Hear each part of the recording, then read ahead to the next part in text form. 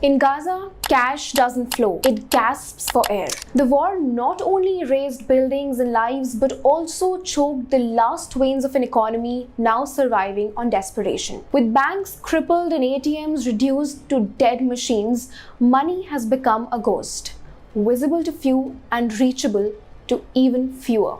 With nearly every bank branch and ATM inoperable, people are now forced to rely on an informal and increasingly predatory system of private cash brokers to access their own money. These brokers, operating without regulations, charge commissions as high as 40%, a staggering toll on families already pushed to the brink. At a time of surging inflation, high unemployment, and dwindling savings, the scarcity of cash has magnified the financial squeeze in families, some of whom have begun to sell their possessions to buy even the essential goods.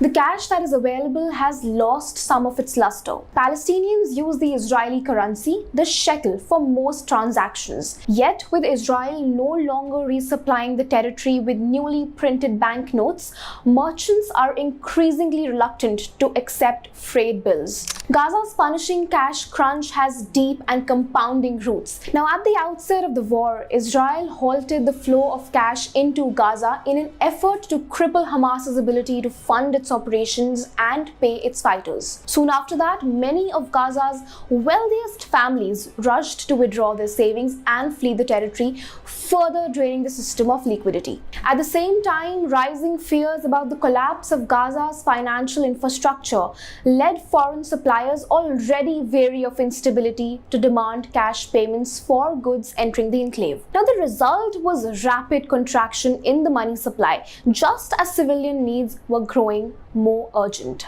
As desperation surged, so did the cost of access.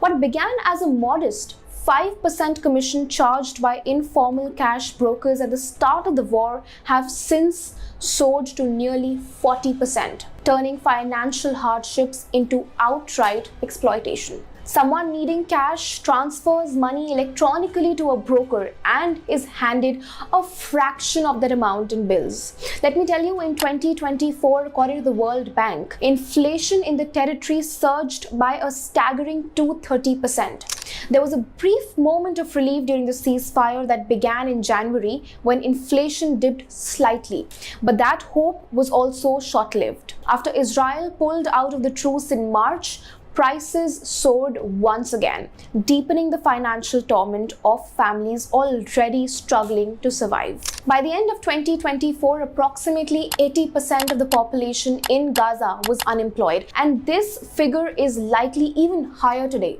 And those with jobs are mostly paid by direct deposits into their bank accounts. Now, in a landscape where banks are broken, prices are punishing, and desperation is currency, every transaction is a reminder of what's been lost and what little remains. For Gaza's people, survival no longer hinges on what they need, but on what they can afford to lose.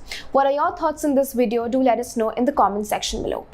If you like this video, then like, share and subscribe to ET Now.